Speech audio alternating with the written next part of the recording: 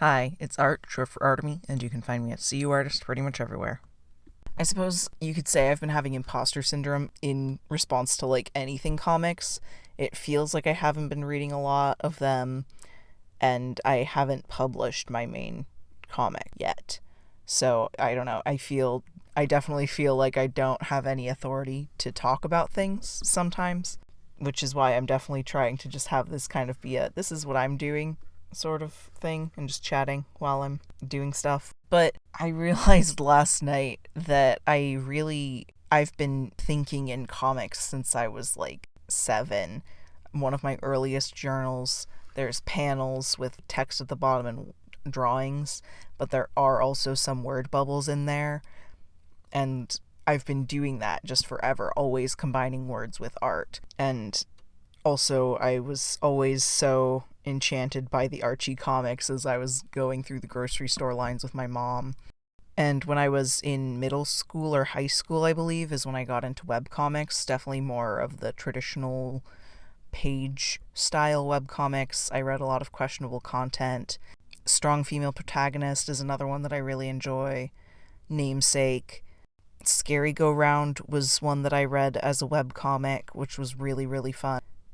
And I still, yeah, I used to read so many webcomics, and I don't read as many now, just because I kind of got out of the habit, and I have less time.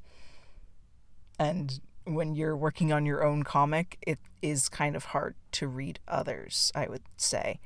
But it is also so good when you do get to read others, because you're like, oh yeah, that is the stuff that I love to see. I started getting more seriously into art in 8th grade, and part of that was making comics. So I have published a decent amount of fan comics online.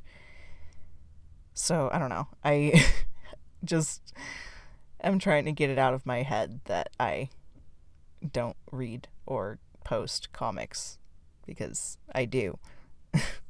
I read all of Full Metal Alchemist in the past chunk of time, and yeah, I don't know. I graphic novels are just so easy for me to read, but I love to listen to audiobooks as well. Yeah, just thinking about my history with comics, it's a lot farther back than I had thought, which I suppose is the thesis of this video. Can any of you remember, when you started getting into comics or whatever medium you enjoy? Because I truly I really started in 8th grade, but I have always kind of put together the text and images. Yeah, so thanks for listening. I hope to see you tomorrow.